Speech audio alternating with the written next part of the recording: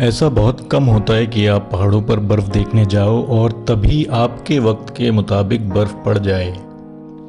पर मैं इस मामले में बहुत लकी रहा हूँ। पिछले साल ऐसा ही एक बहुत खूबसूरत एक्सपीरियंस हुआ कश्मीर जाकर। अक्टूबर के महीने में लास्ट वीक में हम कश्मीर घूमने गए थे।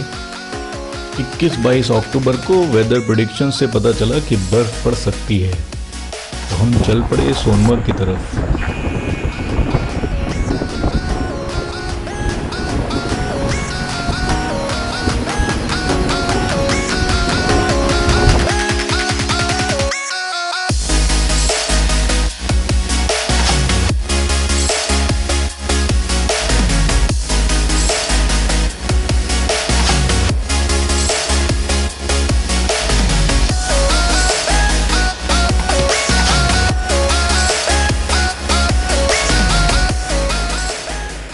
और जाकर बर्फ़ का इंतज़ार करने लगे।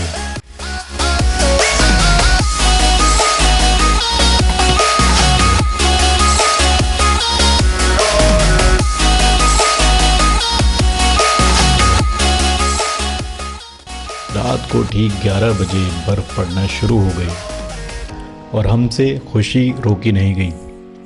हम बाहर निकल पड़े बर्फ़ का दीदार करने।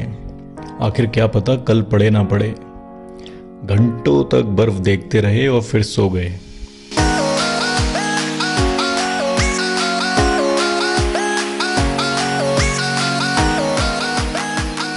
सुबह उठकर देखा तो नज़ारा एकदम बदल चुका था, मानो किसी सफ़ेद चादर से किसी ने सोनमर्ग को ढक दिया।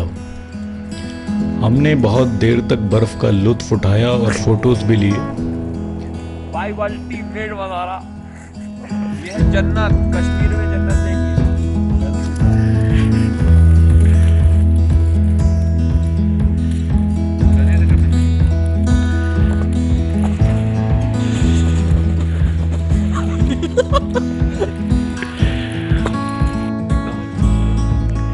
लेकिन हमें उस दिन चेकआउट करना था।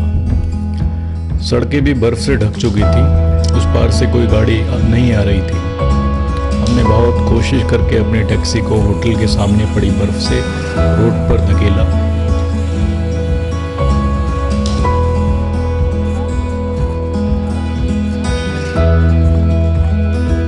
और गाड़ियों की लाइन में लग गए। कुछ ही मीटर्स आगे चलने के बाद हमारी टैक्सी 1 इंच भी आगे नहीं बढ़ी। रोड्स बेतहाशा बर्फ से ढक चुके थे। उस रात वहीं रुकना पड़ा और बर्फ पड़ती रही। अब बर्फ़ पड़ने का एहसास दुख में तब्दील हो चुका था, क्योंकि हमारा आगे का प्लान हमें चौपट होता नजर आ रहा था। अगली सुबह बहुत मशक्कत के बाद हमारी टैक्सी वहां से निकली।